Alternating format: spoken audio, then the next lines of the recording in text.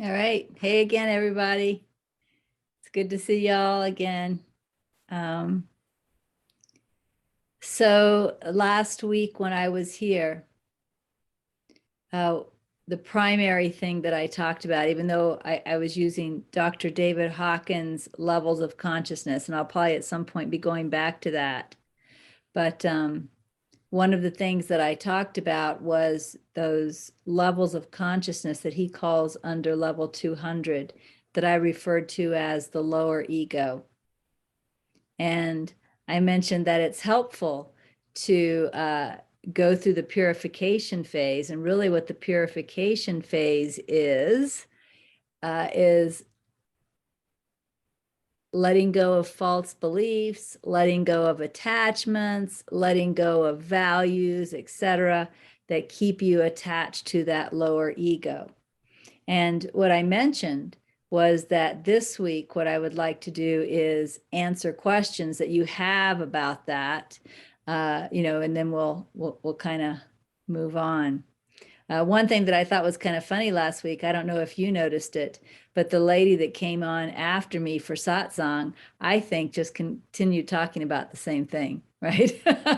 So even though I only had half an hour, we had kind of 2 hours of that discussion. So hopefully you had lots of time to contemplate the importance of the purification process, or what Dr. David Hawkins calls courage.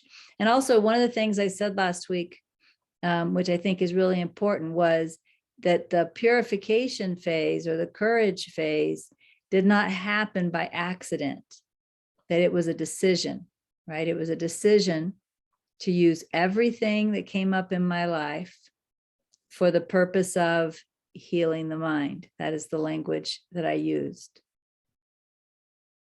So what I would like to see is, after a week of contemplating that, if you all have any questions that you would like to ask. And I do have a few questions that came in email, but I'll wait and see if there are any questions here first before I shift over to email.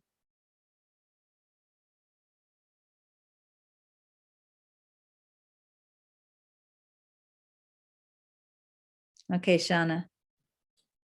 So if I find that I'm in the courage phase, I can drop back down into the lower phases and also up into a higher phase during the courage phase. Is that true?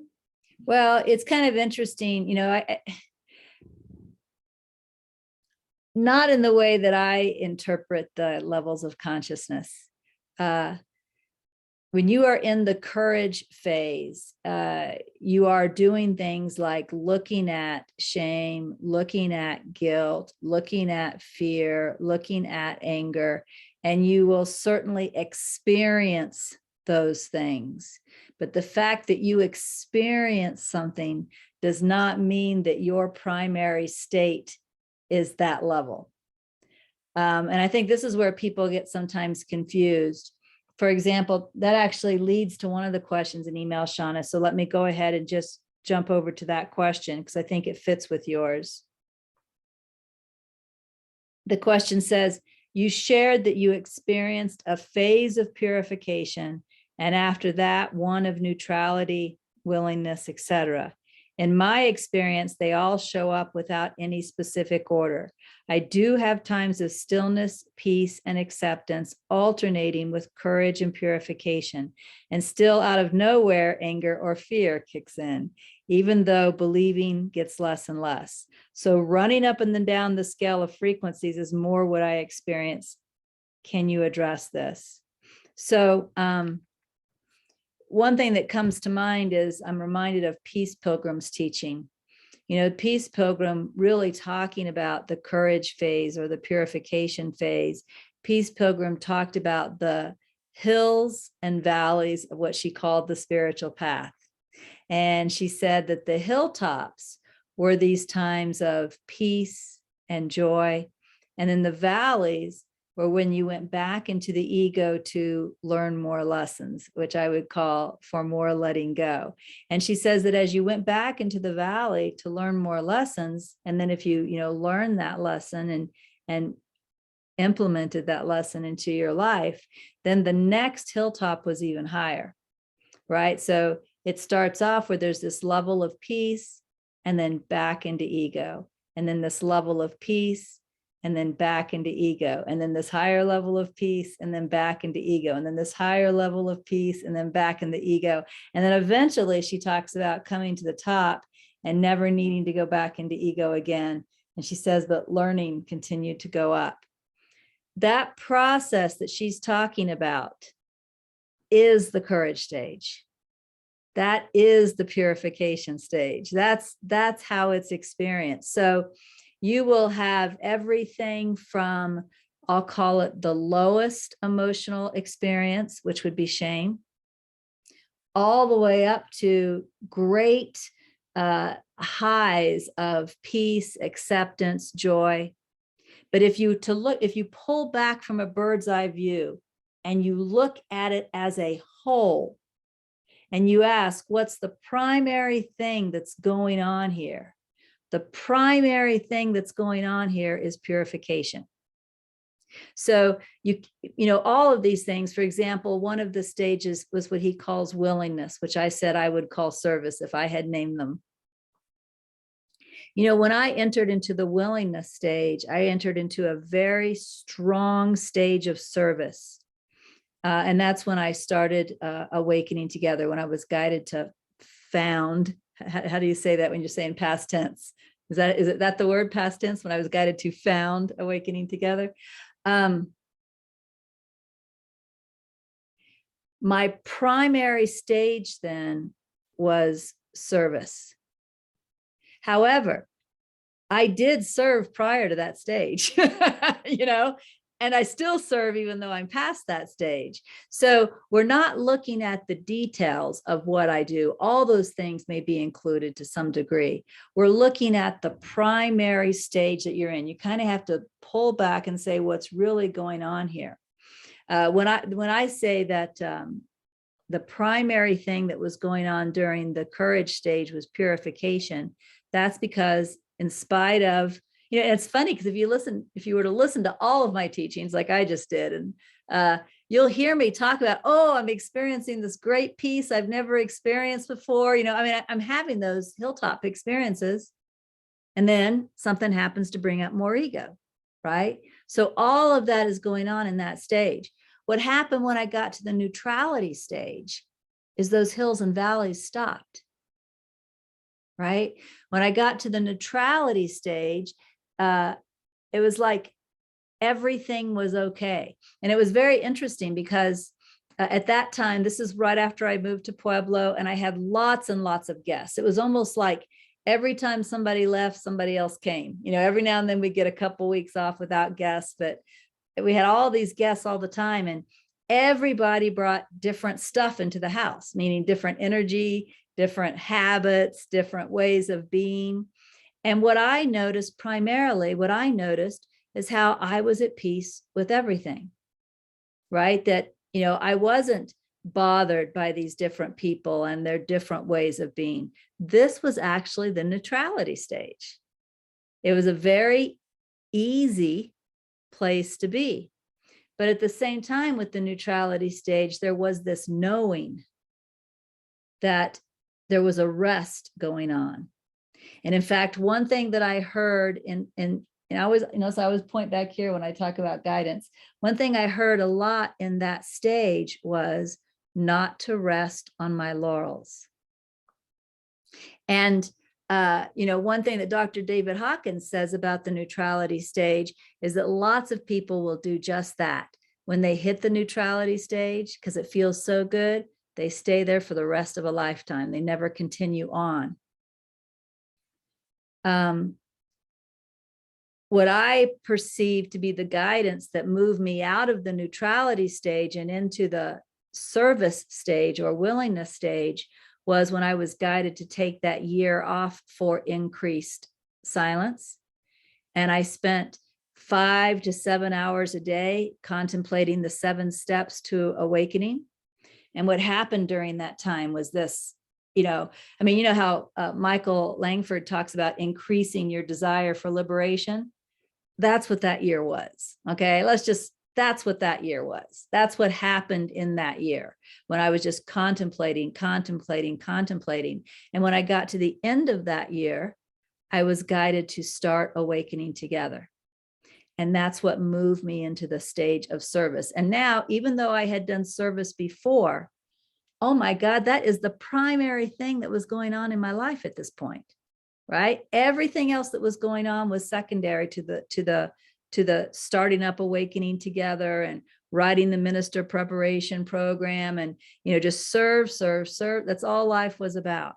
So when you're looking at these stages, that doesn't mean occasionally something didn't come up that still needed to be purified, because it certainly did, and that doesn't mean that there wasn't peace, because there certainly was also. I mean, all these things were there, right? Doesn't mean I wasn't practicing acceptance, which is actually the next stage, because I was, but the primary focus was service. You see, the primary focus was service, or willingness, as he calls it. So when you're looking at these stages, you need to be looking at the primary focus of what's going on and not the details. It's not like in one moment you're at level 99, and the next moment you're at level 400, and the next moment you're at level 300, right? It's not that, even though you have those experiences. Does that answer your question, Shauna? Okay, good. Good. All right. And I noticed Marisol has put her hand up. Yes. Hi, Regina. I just wanted to know, once you reach that stage of neutrality, do you still experience ego? Yes. I mean, I still, depending on what you mean by experience ego, I still experience ego now. So what happens is the way that you experience it changes. Prior to the courage stage and throughout most of the courage stage, I and ego were the same thing, right? I and ego were the same thing. After the courage stage, and increasingly as you move on up through the different stages, ego becomes something that you see, something that appears, but it's no longer I. Like, oh, the ego is here. It has these thoughts of frustration, and it's easy to let go because it's not me. I'm not frustrated. So you experience the ego, and that it still appears, you still see it, you still recognize it, but you don't identify with the ego. You don't live from the ego. That's what's different. Does that answer your question? Yeah. So you found like you wouldn't easily get hooked into it, or the experience of the feelings involved and all that stuff. Absolutely. In fact, from the time I exited the courage stage and entered into neutrality and beyond, my experience of getting hooked into ego became rare. And when I did get hooked, I could get hooked for seconds or minutes instead of hours or days. And there's a reason for that, at least in my experience. It's funny because I remember reading this in the course, but the course said something about how much energy it takes, or how much effort we put into ego. And that's a true statement. And so what happens as you let go of ego and you're no longer putting your energy into that is that effort, when you slip back into it temporarily, that effort becomes so much more obvious. I mean, it's just, before you lived there and you didn't notice how hard you were working to stay in ego. But after you've gotten to a certain point, when that starts to happen, you just notice it. It's just this hard feeling, as opposed to the easiness that you are used to living in. And so it wakes you up really fast, and you don't want it. That's the whole thing. See, what we don't understand when we're living in ego is that we still want it. I still want my way by God. You see what I mean? I still want you people to act the way I want you people to act. But you see the wanting that's there? what happens, the shift that happens is all that force that it requires to want the ego becomes difficult to bear. And so when you start to slip back into that force of, I want this, and putting all that energy into it, you don't like how it feels. And you want to shift back into feeling good again. It's that simple. And so you find yourself dropping it much more quickly. It's uncomfortable. It's like putting on an old skin that you're no longer interested in at all. It's kind of like moving from a lawn chair on the beach back into the jackhammers of the city. You just don't want it.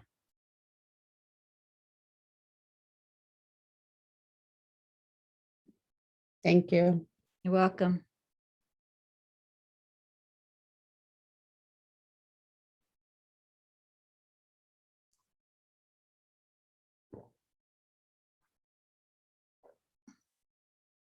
Anything else? I could go to email, see what we have here in email.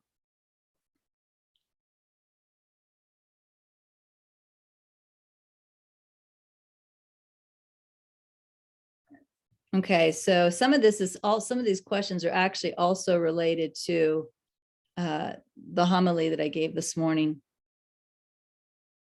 This question is, lately, I came across different approaches referring to the power of intention.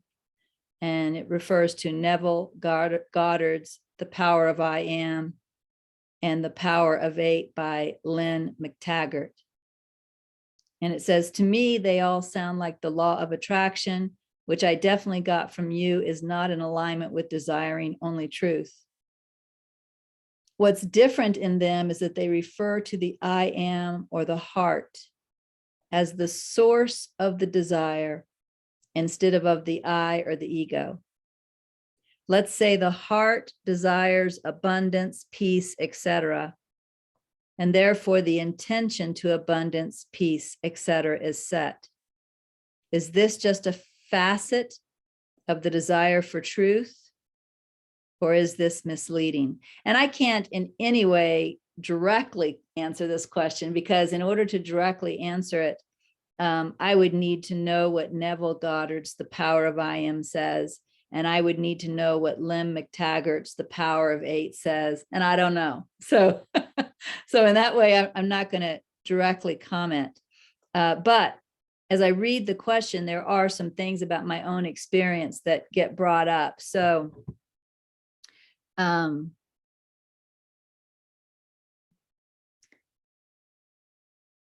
one thing that I have found since I have been on the spiritual path is that when I am surrendered, and I mean fully surrendered, as I talked about this morning, where there is no self-will, zero self-will, and I can definitely drop down to that place within me where I would do anything Spirit asked me to do. In fact, one time that I dropped down there very clearly was when the guidance for the retreat house came.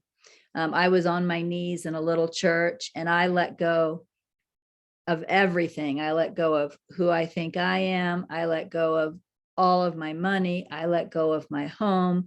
I let go of my daughter. I mean, all this letting go happened. And I would have done anything, gone anywhere in that moment that I was asked to do. There were zero attachments, zero self-will. But what came in was the guidance to start the retreat house. So what do you call that? Maybe that could be called the desire of consciousness, you see? And it came to me as guidance. Now, the desire of consciousness, however, would be the desire of, from the perspective of people, would be the desire of many, or the calling of many, instead of the calling of one. Like somewhere within ourselves, we are at a stage where we are desiring a place to go to take that next step with God. We're desiring a place where we can go and have that opportunity to go a little deeper before we go back into our normal lives. And so as a result of this cumulative desire, this type of guidance was born. For me, it was never a desire. There was instead what I would call a motivation. Once the guidance came to start the retreat house, then what was also given to me was all of the motivation I needed to complete that project, right? All of the, like one thing that Regina never has liked doing is things like fundraisers. You know, like that's just not my cup of tea.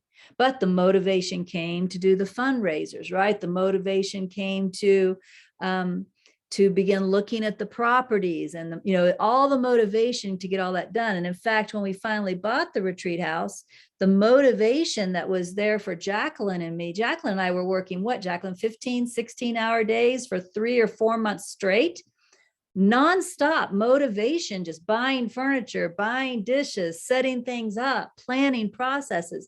And so I don't call that desire. It wasn't a desire, but it was a type of motivation that came from somewhere and allowed us to get everything done, right? Everything that we needed to do. You know, for example, there was this time when I was guided to invite this lady named Debbie to live with me. Some of you might know, remember Debbie? She was a thief and a drug addict.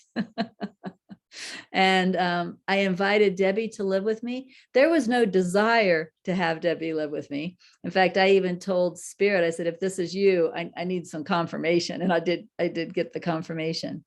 But once the guidance was accepted, there was all of this motivation and all of this love for Debbie. I mean, just, you know, everything I needed to live with Debbie and to fulfill that role for that period of time was given. So that's what I find more comes from consciousness than desire, right? It's the guidance and then the motivation and whatever other resources are needed to fulfill the guidance.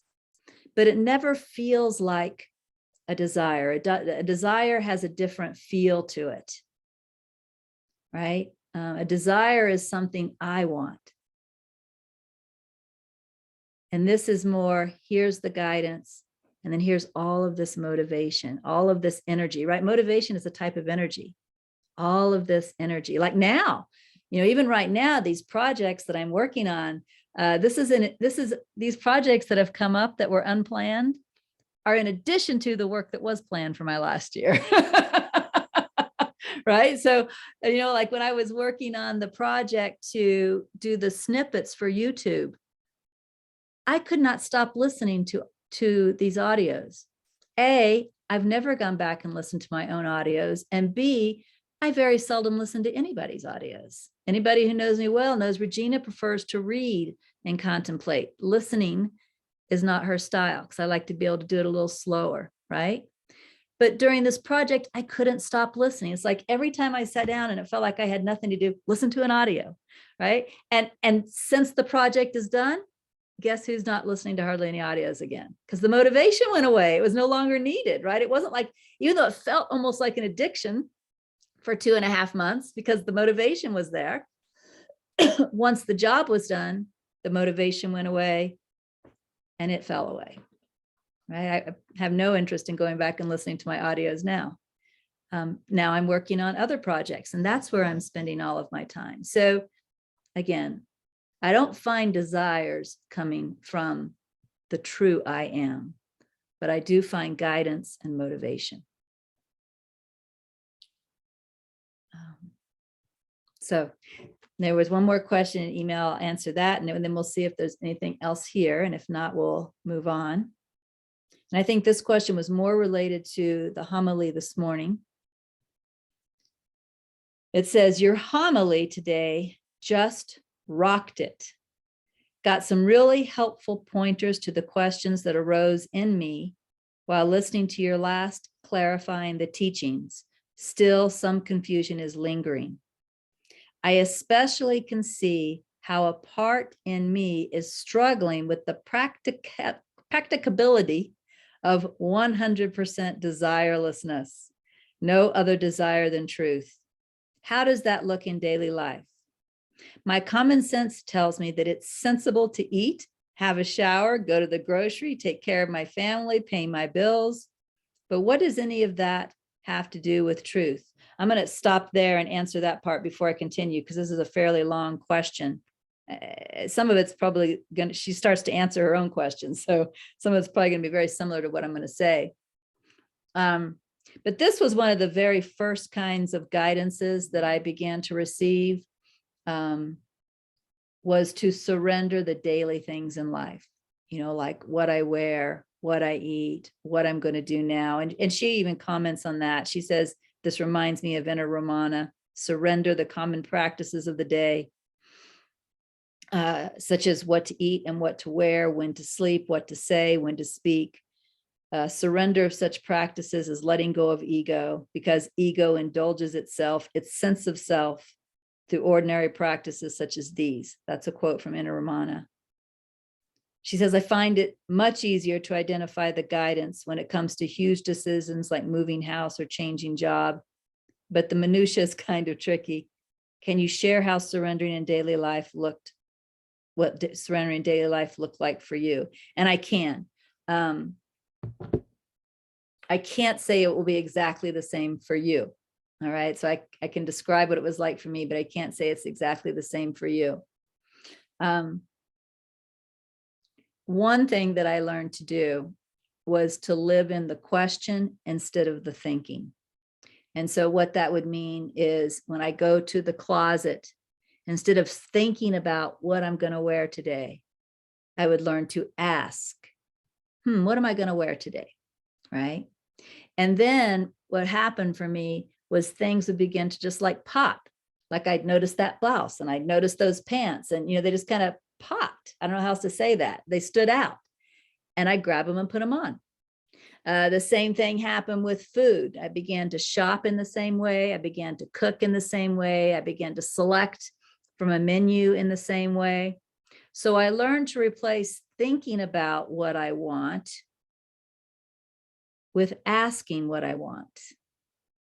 And I think this is it even in the course, in the manual for teachers. I think if you go read the manual for teachers, the section on trust, it will say that one of the things the teacher of God finally learns to do is to ask what he wants in all circumstances. So instead of thinking about what I want, I ask, what do I want? What do I want to eat? What do I want to wear? You know, you're asking, and the answer is provided.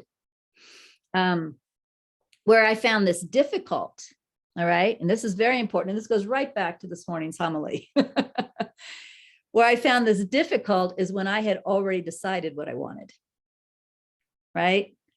So if I had already decided what I wanted, and then I tried to ask, and I received an answer, there was this conflict sometimes. For instance, one time I really remember this conflict becoming obvious for me was again, it's minutia. She's talking about minutia. It was minutia. I can't remember whether I had decided I was going to check the mail or do dishes or what, but it was something small like that. And when I asked with them, what am I to do? The other one was what came. So like, let's say I decided I was going to check the mail. Maybe I'm even walking towards the door already, right? And I asked, what am I going to do? And it came up dishes. And what I found was I'd have this huge, huge resistance. It became very, very difficult for me to follow guidance. I would still do it. I would still do it, but I had to like walk through this huge resistance wall to do it.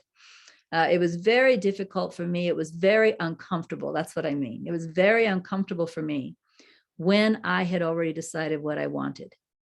So the key, now think about it. If I'm already deciding what I want, like let's say I'm already deciding to check mail, right? I've already decided. Wouldn't you say that I decided I want to check mail? You see, that's desire, or as we talked about this morning, that's self-will. So because I had already decided what I want, the guidance was very difficult. And I would imagine that for some people, although I would still hear the guidance, but be very uncomfortable in trying to follow it. I would imagine for some people, they won't even hear guidance if they've already decided what they want, right? You won't even be able to hear it. So the key is to learn to stay in the I don't know mind, right? I don't know what I want. I don't know what's in my best interest. I don't know what should happen.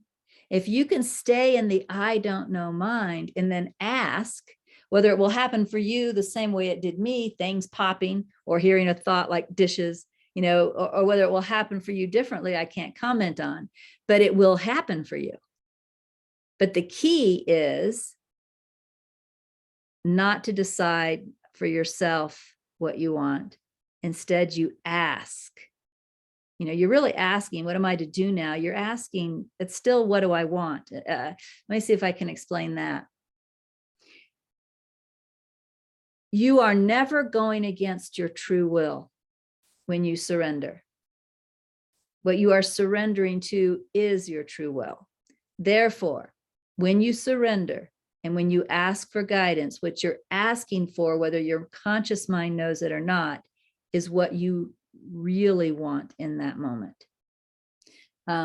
Another type of desire that shows up is kind of anti-desire. It's avoidance, you know. So like if I'm thinking, it's too cold today, I don't want to go walk the dog. I don't want to go walk the dog, right? I don't want to go. Aren't I deciding what I want, right?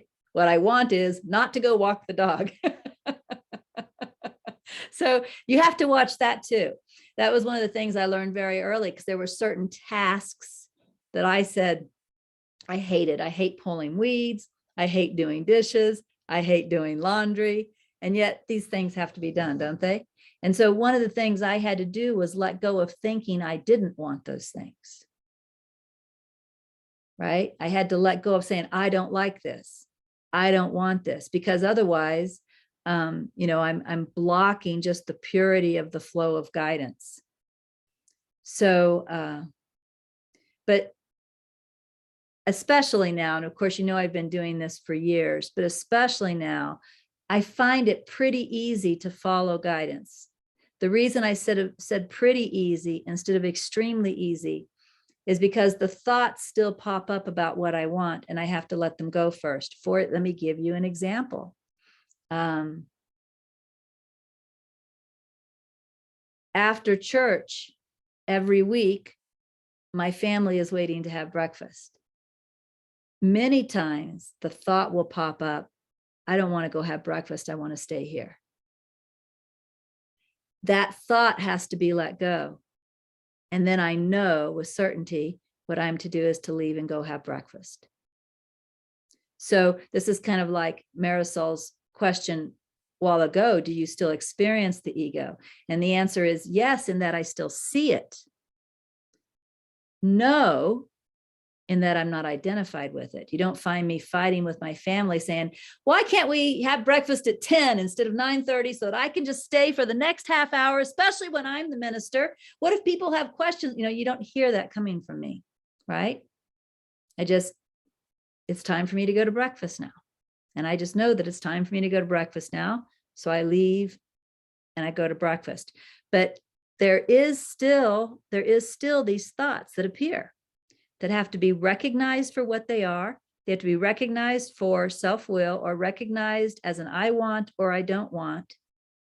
And then realized that's not what I want, right? That I want whatever I'm guided to do now.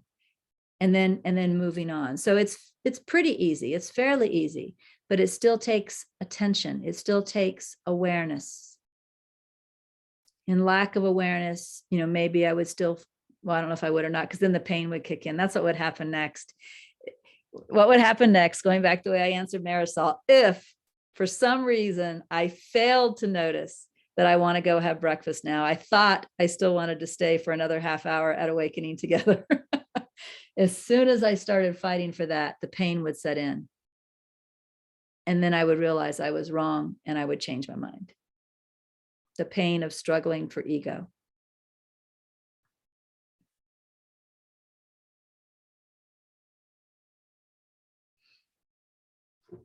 So, yeah.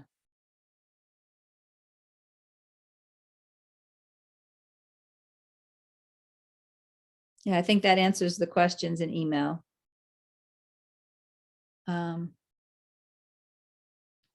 Anything else here before I start to move on?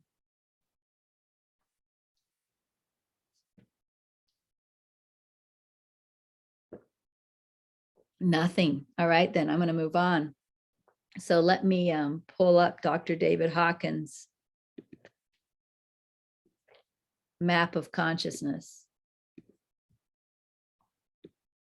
And let me share my screen.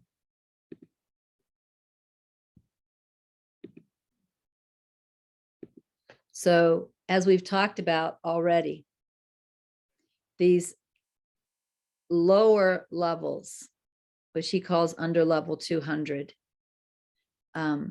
this is the same as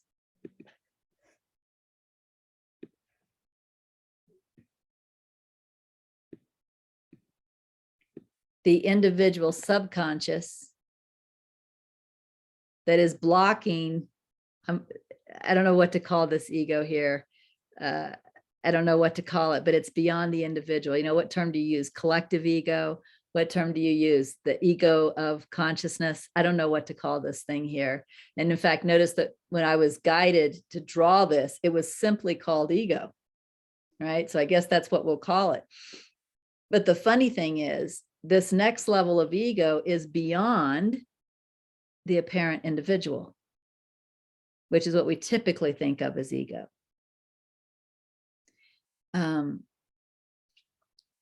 But the individual subconscious is purified. These lower energies, shame, guilt, apathy, grief, fear, desire, anger, pride, are purified in the courage phase. And because they're purified, they no longer cause great trouble. They may occasionally pop up and cause little trouble, right? But they no longer cause great trouble, which is why you experience neutrality. You see, they're not there causing trouble. So what do you feel? Peace, right? I mean, you know, because that's natural. Peace is natural. Anger is not natural. You have to work at it. Pride is not natural. You have to work at it. Fear is not natural. You have to work at it, et cetera, et cetera. So you move into this neutrality stage. And as I mentioned earlier, Dr. David Hawkins said that many people spend the rest of a lifetime, if they hit neutrality, spend the rest of a lifetime in the neutrality stage. But if you're blessed, like I was, you may hear, don't rest on your laurels, right? You may hear, continue to move, and you may be given some type of guidance that will continue to move you. So the next stage that comes, he calls willingness. I would have called service. As I mentioned to you all when I was talking a while ago, whenever I get guidance, one thing that always comes with that guidance is the motivation to do the job. This is something you are really going to recognize when you are in the willingness stage, is lots and lots of motivation, right? There's lots and lots of motivation to do whatever it is for you to do. This is a very, well, he says optimism. This is a very optimistic stage. He says that it's hopeful. I think hopeful is an interesting word. I was taught to let go of hope much earlier than this stage, because hope was projecting forward desires, positive desires, but still projecting forward desires. So I would not have called it hopeful. But there is this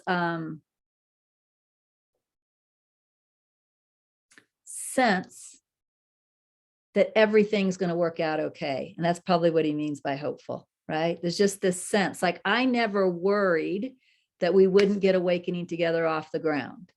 You know, I never worried that we wouldn't get a retreat house. You know, I mean, this is what I'm guided to do. Everything I need to do it, all the people are showing up, all the money is showing up, all the motivation is showing up, you know, it's going to happen, right? So maybe that's what he means by hopeful.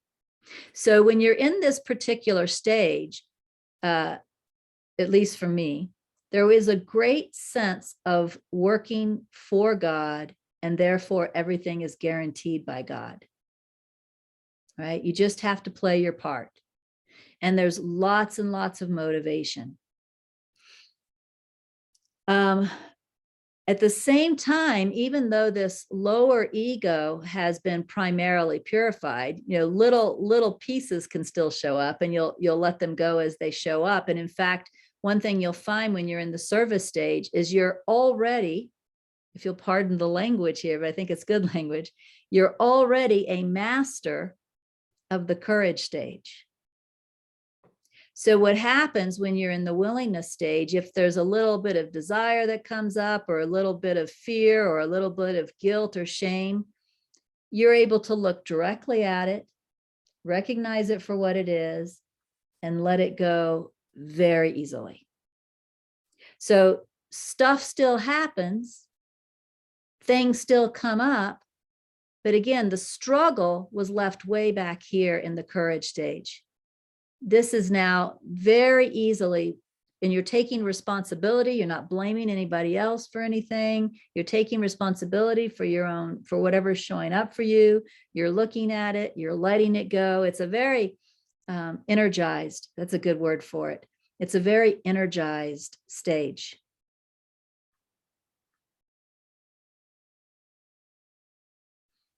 For me personally, in my story, it's hard sometimes to tell when you move from one stage to another. In fact, sometimes I think the doorway is like a year long. It's not like a moment, it's like it took a year to walk through the doorway from one stage to another.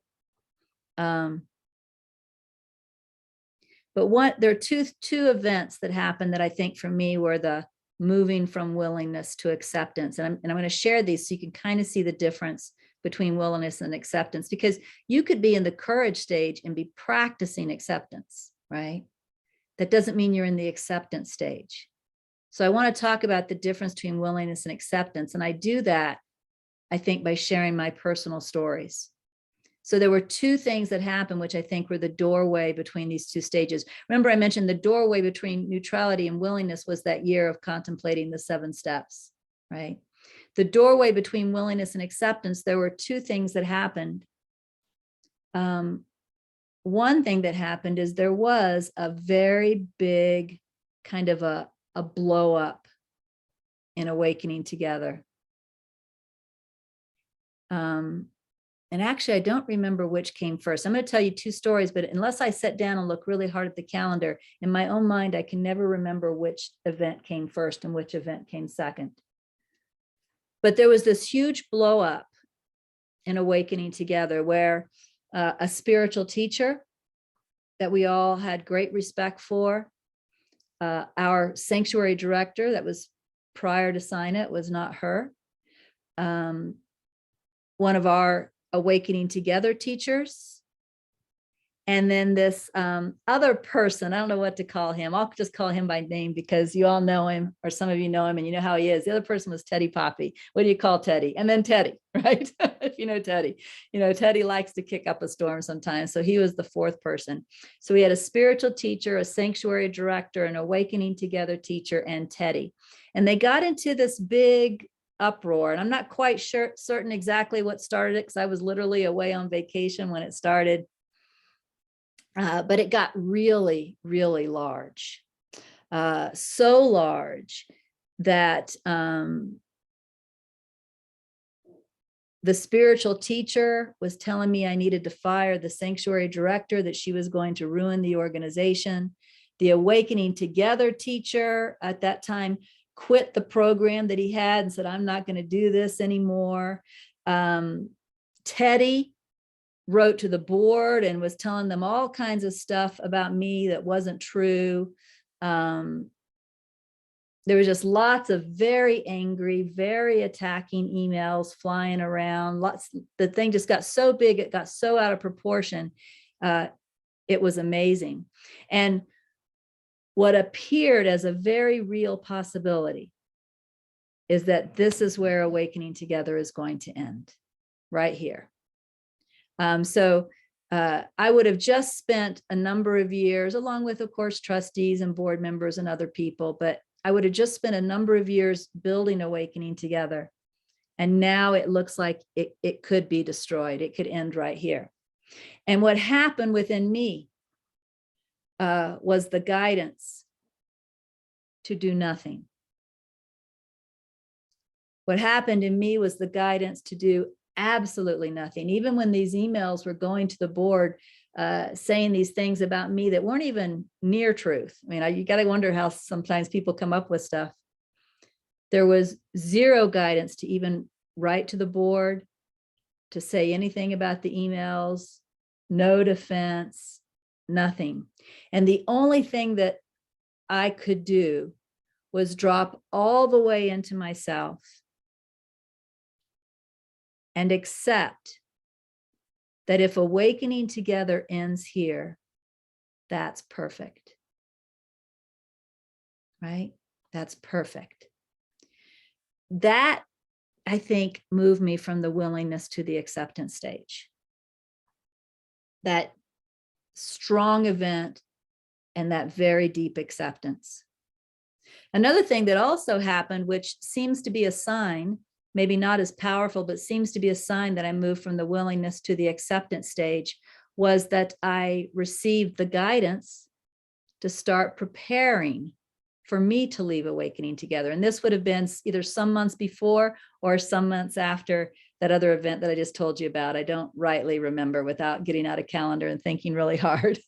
But there was also this event where we were at a fall retreat. And while we were at the fall retreat, I received the guidance to start preparing for the end of the movie, which I knew what that meant. And so that also marked the end of a service stage in a way, right? This was a building stage, right? Building. Now I'm beginning to pass on rather than build. Even though watch building is still happening, I'm still producing, but somehow the overall purpose became different. Like now the building is related to the passing on. You see what I'm saying? It's different. When I moved into the acceptance stage, and he calls this forgiveness and harmonious as the associated emotional state and the view of life. The harmonious I would really highlight, especially when I moved into the acceptance stage, what began to happen, and some of it I can't talk about because, I would be talking about people who are in the room and I have no desire to do that. So I'm gonna be very general about it. But what would happen was there were thoughts in the mind about how things should be. Of course, other people have other opinions about how things should be. And these other opinions would come up in meetings. And what I would find my guidance now was always to let the other person have their way. Whenever it came up, here's how I think things should go. Here's how someone else should thinks things should go. To just say, okay. And so that was the primary fingerprint for me of the acceptance stage. It's like all I was doing was accepting, right? Acceptance, acceptance, acceptance. And this is not necessarily anything that other people even notice, because all of the resistance to it, all of the surrender is happening in you. And other people don't really notice, I don't think, when you're going with their ideas. That's easy for them, right? But you notice it. There's a huge amount of surrender that's going in this acceptance phase. Just you're letting go of self-will. You're letting go of person when you're letting go of self-will. So all these, and also you're letting go of thinking you're right, because thinking I'm right is huge for humans, all humans, right? So the next thing that's happening is letting go whenever there's a disagreement, letting go and letting the other person do it their way. And from my point of view, it was sometimes quite humorous, because often what would happen, because I did know a lot about Awakening Together, after all, I had built it. And so a lot of times what would happen is we would go with the other person's ideas, but then that wouldn't work out. We'd have to come back around to what I had said in the first place. And that was kind of funny, but it was always let it go that way, see what happens, let it move off in that direction. Let's watch what happens. Just let go, let go, let go, accept, accept, accept. So you see, that's slightly different than the way you might be practicing acceptance in the courage stage or even in the willingness stage, because this is now the primary thing going on. I think that's how you know what stage you're in, right? It's like the primary thing is just accept, accept, accept. Don't ask for anything for yourself, right? Don't, there's just nothing you're doing to maintain self-will in this stage. It's all about letting go of self-will. And then at some point, when I think I began to move from acceptance into love, I skipped reason, and we'll talk about that again. I told you before we would, and we will, maybe not tonight, we'll talk about it. But at some point, I think I went from acceptance into love. And the event that makes this stand out in my mind was actually just a vacation. We went on this vacation, and the vacation, you could say, was not the dream vacation. We went to Yellowstone, and when you go to Yellowstone, maybe if you're like me, you want the sun to be shining, you want the weather to be kind of nice, right? It wasn't like that at all. It was pouring down rain. It was cold. And yet it was really crowded. Sometimes you couldn't even find a parking spot so you could get out and walk around. So in that way, it wasn't, and it seems like there was something with the food too, although I don't remember. It seems like there were, I think we were there late enough in the season that not all the restaurants were open, so it was hard to find food, right? But anyway, what I noticed on vacation was that I was just super happy with everything. Like none of these things that, quote, weren't the way you want a vacation to be bothered me. At that point, I assumed that's just because I was on vacation. I thought it was just the vacation mind. But then what happened was I came back and I began to notice that mind was still there. I began to notice, in fact, there were some things that my previous mind would have thought were fairly big and shouldn't have happened. And I noticed that they were just, you no longer have to practice acceptance at this point. Acceptance just is, right? There's no practice of acceptance. And so that's when I say, I feel like I move from acceptance to love. And the love stage is a very sweet stage, because in the love stage, you are in the process of learning perfect love. Perfect love means absolutely unconditional. So you learn to love everything, including what they call the good, bad, and the ugly. When you move to this stage, you aren't living from the mind as much as you were in any of the previous stages.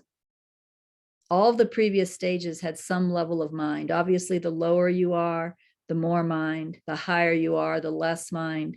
But there was some level of mind. At least in my experience, you can't do love from the mind. The mind is incapable of this particular stage. So the only thing that you can do in this stage is abandon the mind and live from the heart. Now, I still perceive myself in this stage. I do not perceive myself as having perfected the love stage and therefore moved into the joy stage yet. So that's where I put myself now.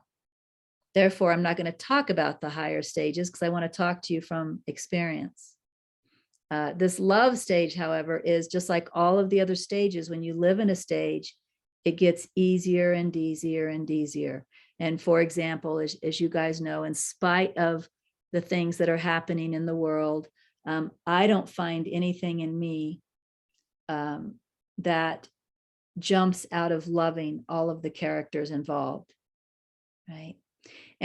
And to me, what also happens here, I said that acceptance was really letting go of self-will. Well, since love is really letting go of mind completely, you're also still letting go of self-will.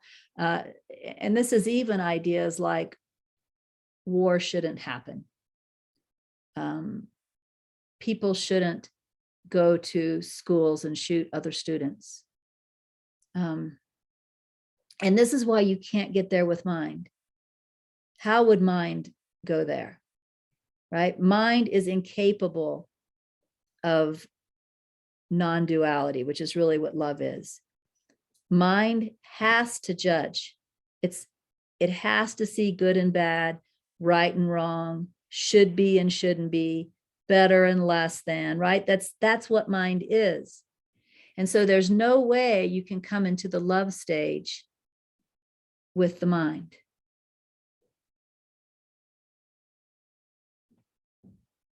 It has to be left behind. And what starts to happen here, which might really look bad to others, so other people might start to lose interest in you actually at this point, some people might, just like at the lower levels when between courage and neutrality, where if you found yourself going back into the lower ego after you've gone into neutrality, it's painful. And so therefore you don't do it for long. You drop it really quick because it hurts. You start experiencing that same thing at this level with mind. You start going into mind at all, it becomes uncomfortable, it hurts. And so what you find is that you can't go into mind like you could. And of course, when you first enter a stage, you're at the beginning. When you exit a stage is when you're complete. So this is a progressive, it's progressive, right? Like there'll be more mind at the beginning of the stage and you're in the process of letting it go. Mine would be most painful at the end of the stage. But this gets difficult for a lot of people.